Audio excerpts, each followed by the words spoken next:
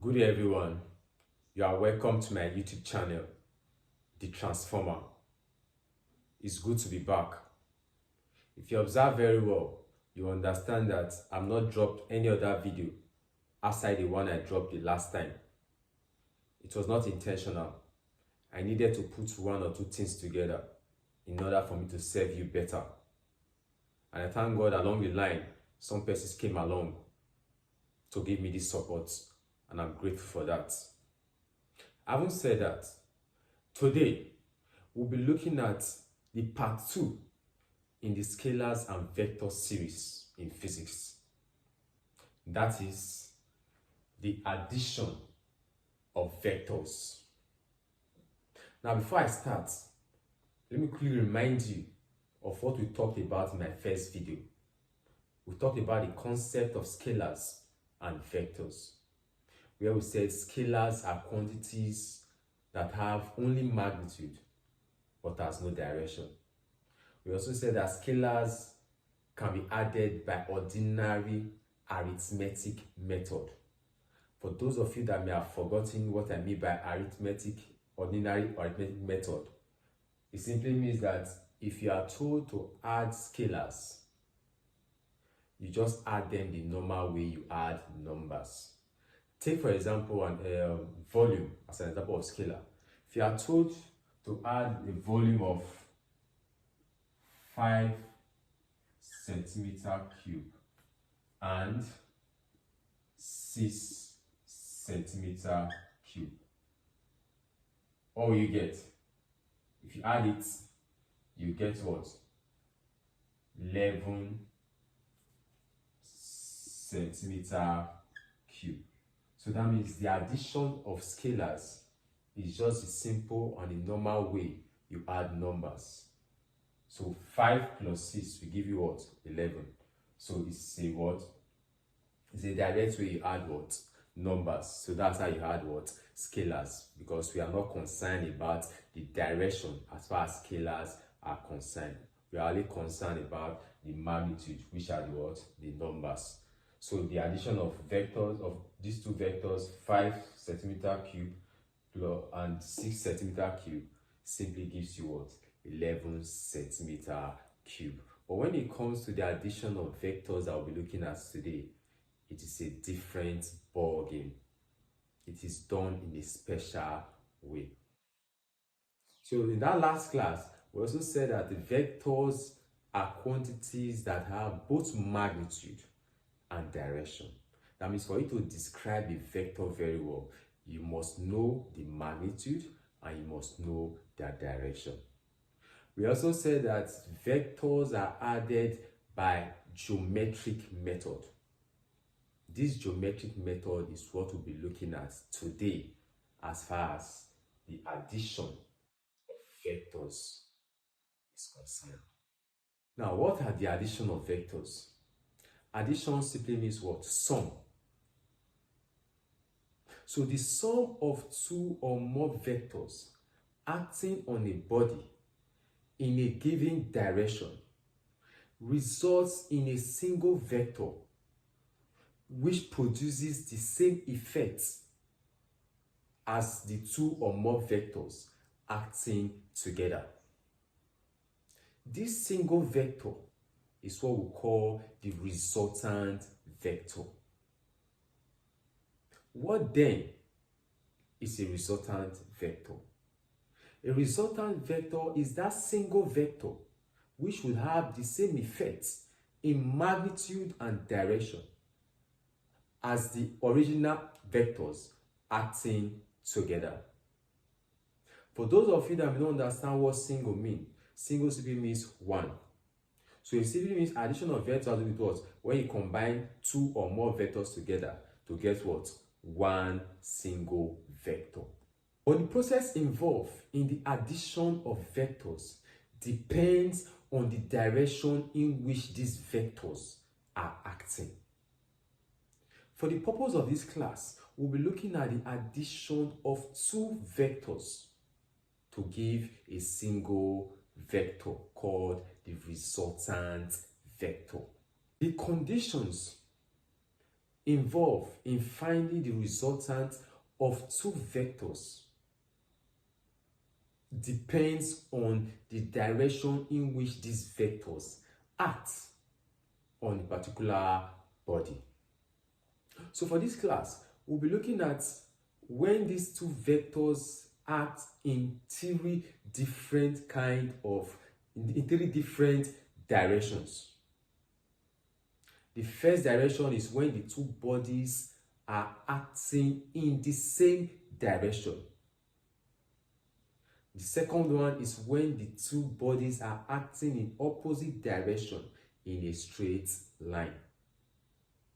And the last one we'll be looking at is when these two bodies are inclined at an angle of 90 degrees to each other. So let's start with the finding of the resultant vector of two vectors that are acting in the same direction. So this is the resultant of two vectors acting in the same direction. So let's take, for instance, this is a body.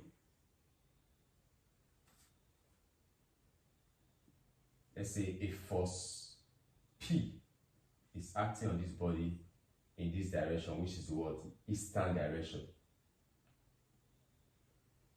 Then another force, let's say force Q, is acting on this body too, also in the eastern direction.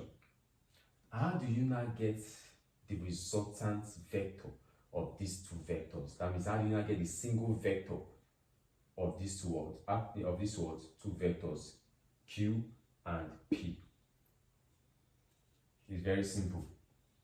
You get the resultant vector by adding these two vectors together. So since they're in the same direction, to get the resultants, you just add them together. So let's see. Your arrow stands for what? Resultant. So arrow, the resultant vector now of P and Q will be what? P plus Q. This will give you what? The resultant vector. Or mind you, this value of the resultant vector will be seen as the magnitude of the resultant vector. So the direction of the resultant vector will be the direction in which the two vectors are acting, since they are acting in the same direction. So the resultant, the direction of resultant will also be in the what? The same direction as the original what? Vectors, which is the eastern direction. So this gives you the direction of the resultant vector. So let's take a typical example. If this is a body, a force of, let's say, 4 Newton acts on the body in the eastern direction. Another force acts on the same body in the eastern direction. Let's say the force 3 Newton. Now I'm using force because force is also an example of what? A vector. I gave you list of examples of vectors in our previous video. So force is one of what? An example of what? A vector quantity. So I can say force and vector. It means the same thing, since force is an example of what? A vector quantity. So for us to get the resultant of these two forces that are acting in the same direction, you just add them up. So the resultant arrow will be equals to 4 plus what? 3. And this will give you what? 7 Newton. This 7 Newton now is the magnitude of the resultant force or vector. But since it's a vector, for us to be able to describe it very well, you must also look for what? The direction of what? Of the vector. Because a vector quantity must be described by both its magnitude and its what? Direction. So we have gotten the magnitude of this resultant vector of force. How do we get the direction? The direction would be in the same direction in which the two vectors are acting, since the two vectors are acting in the same direction. So the direction of the resultant force or vector will also be what? In the eastern direction. So this will now be what? 7 Newton. So this is the direction of the resultant force or vector. Now let me give you an assignment and you give me your answer in the comment section. Suppose a man walks a distance of 4 kilometers eastwards. Another man walks a distance 5 kilometers eastwards too.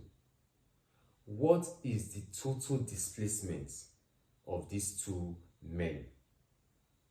Give me your answer in the comment section. Now let's talk about the resultant of two vectors acting in opposite direction in a straight line. Let's take for instance, if this is a body, then the force acts in the western direction on the body, a force of, let's say, 4 Newton. Another force acts on the body in the eastern direction, let's say a force of 3 Newton. And you are now asked to find the resultant force of these two forces. Since they are acting in opposite direction in a straight line, for you to get the resultant force, you just subtract the smaller force from the bigger force. So your resultant vector will be arrow representing the resultant vector of force equals to 4 minus 3. And this is equals to what? 4 minus 3 give you what? 1 Newton. So this becomes what? The magnitude of the resultant force. But magnitude alone cannot describe force, which is a vector. So we must also look for what? The direction of what? The resultant force or vector. Now you get to the direction of resultant force. The direction of the resultant force will be acting in the direction in which the bigger force is acting. So that means the direction of the resultant force will be acting in the what? 4 Newton direction. That's the western direction. So this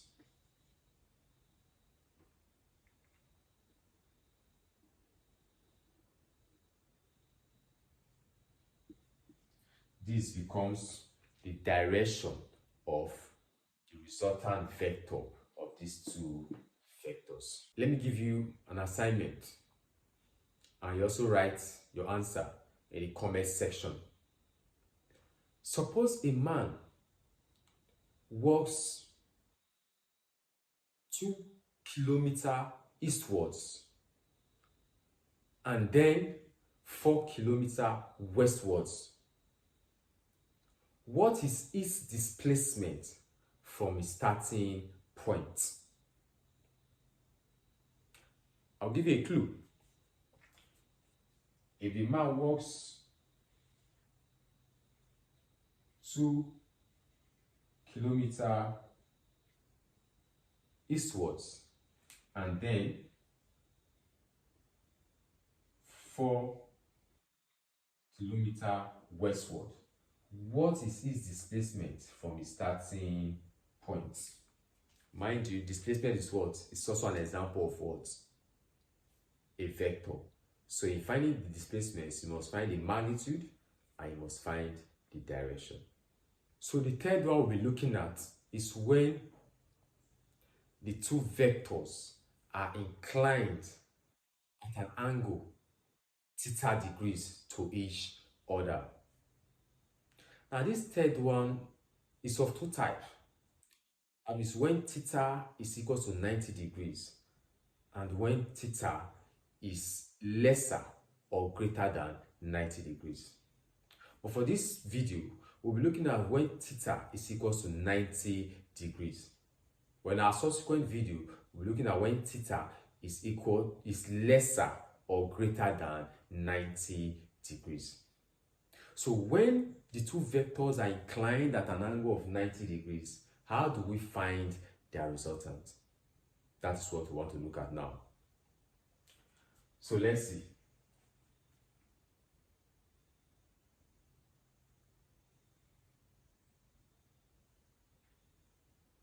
If this is vector 4 Newton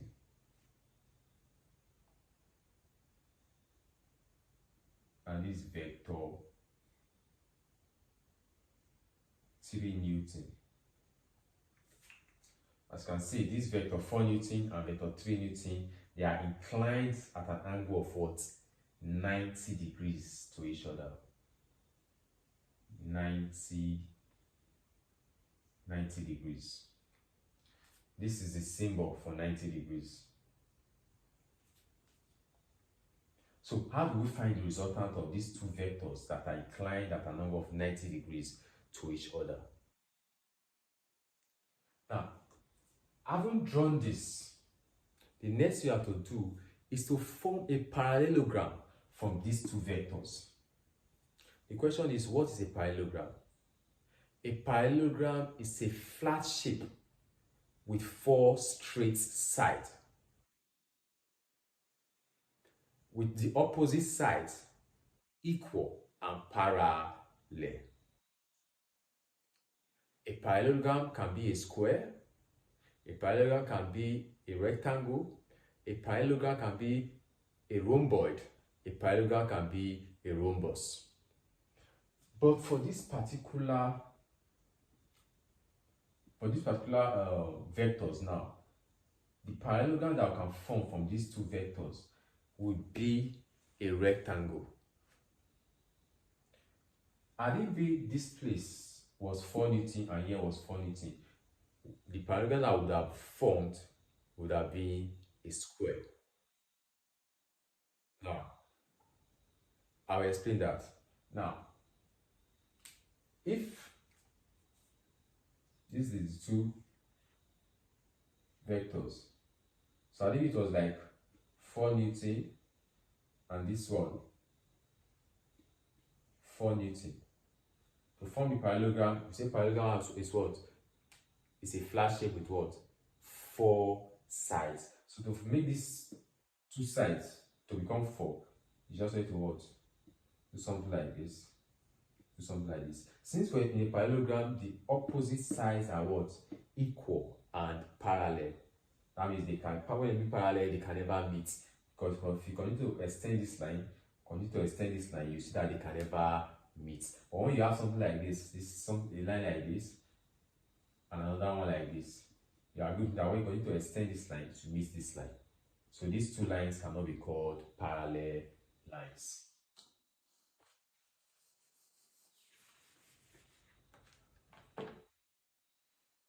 So since in a parallelogram the opposite sides are equal and parallel, so that means if this place is 4 Newton, here will be what?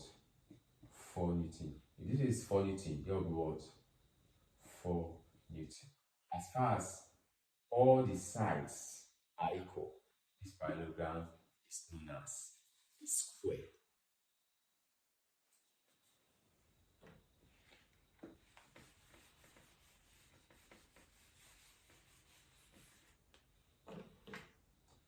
But for the one we are looking at now, the parallelogram that will come out from here will be a rectangle. A rectangle is also a parallelogram because the opposite sides are also equal and parallel. So having drawn these two forces that are at 90 degrees to each other, or we say that are at right angle to each other. When you hear the word 90 degrees, it also means what? Right angle. So after drawing this, the next you have to do is to form a parallelogram out of these two words, vectors. So how do we form a parallelogram now? Let's come down here. Because I want to break it down for you very well. So this was 4 Newton. This is the angle 90. Why this what? 3 Newton.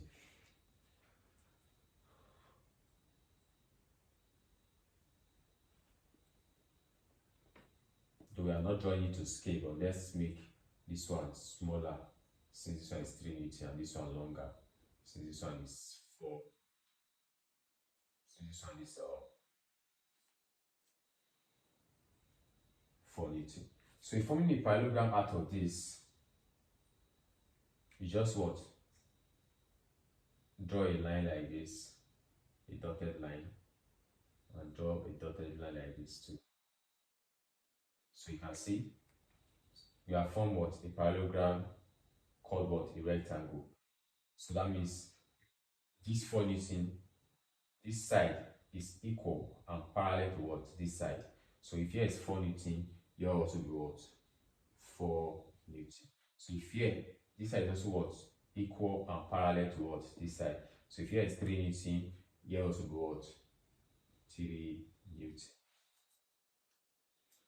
So we have formed what?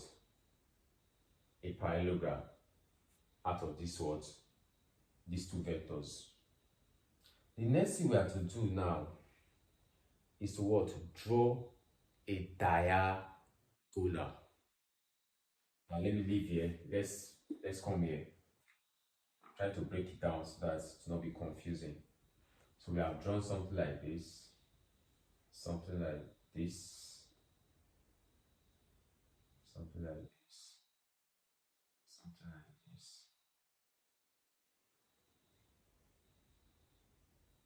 and something like this. So this is the angle 90. Said this place is 3 Newton. Here is 4 Newton. Here also will be what? 4 Newton. Here will be what? 3 Newton. So we'll draw a diagonal. A diagonal is a straight line that is drawn from one angle to the opposite angle. So this is the diagonal.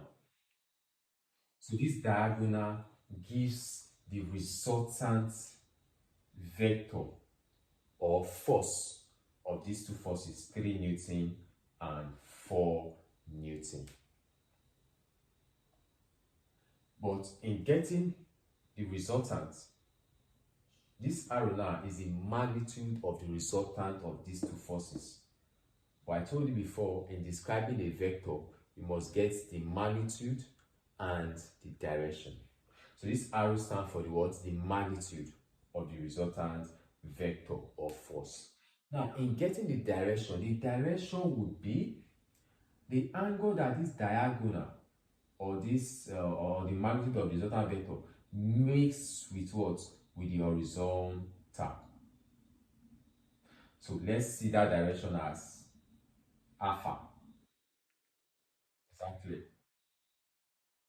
Now, the question now is, how do we get the magnitude of the resultant vector or force? And how do we get the direction of the resultant vector or force? For the first one, in getting the magnitude of the resultant vector or force, we use what we call Pythagoras theorem. Pythagoras theorem says that in a right-angled triangle,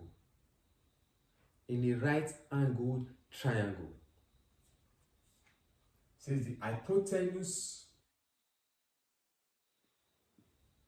squared must be equal to the opposite squared plus the adjacent squared. What does that mean? That means for us to use this theorem, there must be what? A right-angled triangle. That means there are different kind of what? Triangle.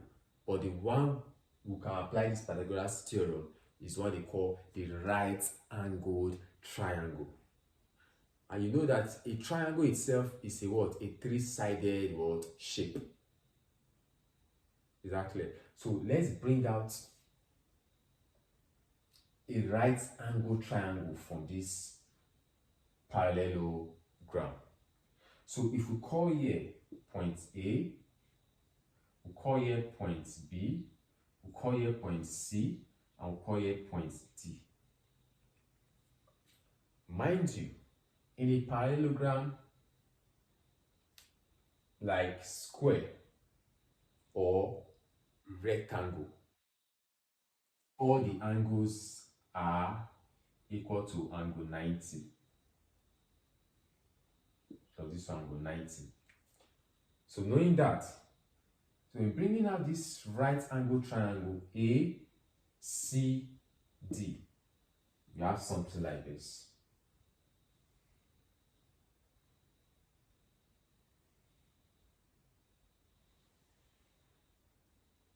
So this is your A, this is your C, and this is your D. So this is angle 90, so here is angle 90. Now this is the what? The direction of resultant vector alpha, so which is from the diagonal to the horizontal. So this is the diagonal now to where? The horizontal. So this is your what? Alpha. And this your arrow will be here. This is the direction of arrow. So this one is the direction of this. This direction of this from the diagram.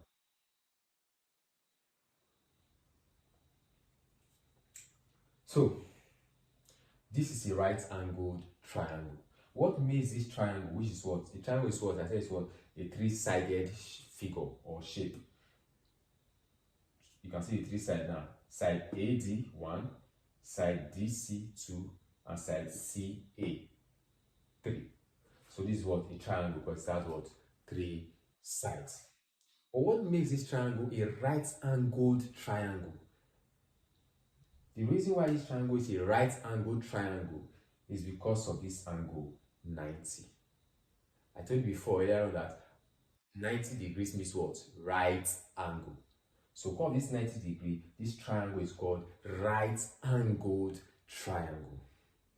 So I haven't gotten this right angle triangle out. Let's apply this Pythagoras theorem. So hypotenuse squared equals what? Opposite square plus what? Adjacent squared. The question now is, how do we know the hypotenuse in this right angled triangle? Is very simple. The hypotenuse is the side that is facing the angle 90, or we say it is the longest side of a triangle. But the best way to know it is that it is the side that is facing the angle 90. So your hypotenuse now will be your what? Your arrow, which is where? Side AC. So it will be your what? Your arrow, the resultant force or vector. So this now be what? Arrow squared.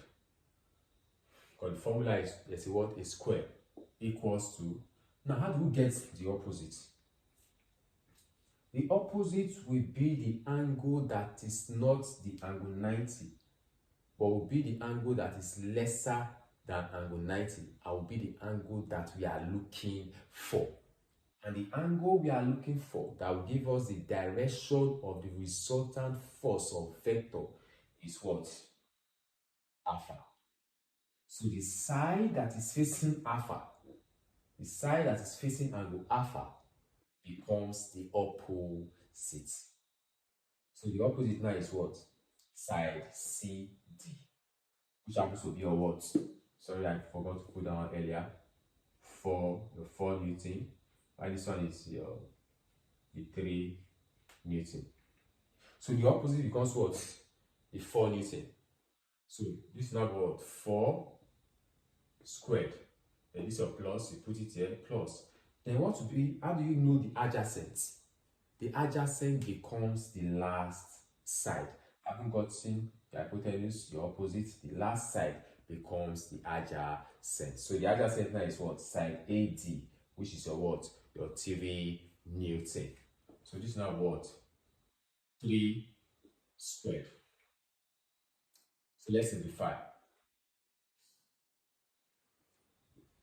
Arrow squared equals to 4 squared will give you 16 plus 3 squared will give you what? 9. So your arrow squared will now be equal to what? 16 plus 9 will give you what? 25. What are we looking for? Arrow squared or arrow? I look for what? Arrow. So in order for us to remove this square, we'll take the square roots of both sides. So let's take the square root now. We now have something like this. Square root arrow squared equals to square root 25. So square roots we cancel square. What will be left here? Arrow equals to the square root of 25 we give you 5. So this is now what? 5 Newton. So this 5 Newton is the magnitude of the resultant force of 4 Newton and of 3 Newton and 4 Newton. But now the question is, how do we now get the direction of the resultant force? And the direction will be your what? Your alpha. So how do we get alpha? In getting the direction, we use what we call trigonometrical ratio. Let's use here. That's what we call SOHCAHTOA. This is trigonometrical ratio. SOHCAHTOA.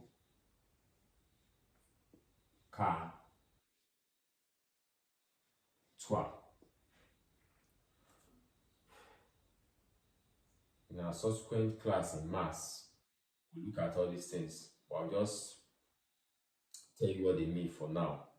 This S here means sine the angle you are looking for. So sine alpha equals to what? Opposite. This will stand for opposite over what? Hypotenuse.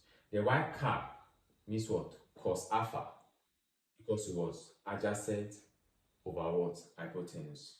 Y TOA, which is the one we are concerned about as far as this topic is concerned. The T stands for what? Tan alpha. And the O stands for what? Opposite. And the A stands for what? Adjacent. So it is tan alpha equals to opposite over adjacent. So now have this. So using TOA now, TOA will now be what? Tan alpha equals to opposite over adjacent. So your tan alpha now be equal to, what's the opposite there from this? The opposite is what? Your 4 Newton. So now what? 4 divided by what? The adjacent is your what? Your 3 Newton divided by 3. So your tan alpha will now be equals to 4 divided by 3 will give you 1.3333. What are we looking for? Is it tan alpha or alpha? We are looking for what? Alpha. So what I'm going to do to get alpha, you have to divide both sides by the coefficient of alpha, which is what? Tan. So you have to divide this place side by tan. You also divide this side by tan. Tan, we cancel tan. What will be left here? Alpha equals to, now 1 times 1.333 will also give you what? 1.3333. So that means there's an imaginary 1 here. That 1 divided by tan will give you tan inverse. So 1 divided by tan means what? Tan inverse. So you write it like this. Tan inverse. That's tan raised to the power of what? -1. Then you now bring in what? This number. 1.3333. So your alpha will now be equal to 53.5 53.1 degrees. This 53.1 degrees becomes your direction of the resultant force of these two vectors, 4 Newton and 3 Newton and 4 Newton. Now, coming here, if you observe, you see that from here to here is your alpha. But from here to here is 90 degrees. So that means if your alpha now, we've gotten it as 53.1 degrees. So that means from here to here will be what? 90 minus alpha. So that means what? 90 minus what? 53.1 degrees. And that will give you what? And that will give you what? 36.9 degrees. So we can say the direction of the resultant vector of force of these two forces, 3 Newton and 4 Newton, is what? Alpha, which is what? 53.1 degrees towards to the horizontal, or 36.9 degrees to the what? To the vertical. Because the direction of the resultant vector is the angle that the diagonal makes with either the vertical or the horizontal. That is what? The direction of the resultant vector of these two forces, 3 Newton and 4 Newton. Now take this as assignment and give me your answer in the comment section. Suppose a man walks 5 kilometers eastwards and then 6 kilometers southwards. What is his displacement? So give me your answer in the comment section. Now I'll give you a clue. Now when it comes to direction, we use the 4 cardinal points to denote direction. This direction to the right is known as the eastern direction. Then this direction to the west is known as, this direction to the left is known as the eastern direction. Then this direction upwards is known as the northern direction. Then this direction downwards is known as the southern direction. So if you know this, that question I just gave you should be a simple question for you to handle. This is where we'll be ending the class for today. Please, if this video have been helpful, please like, comment, give a thumbs up, subscribe, click the notification bell so that you'll be the first to always know whenever I post any video. Thank you and God bless.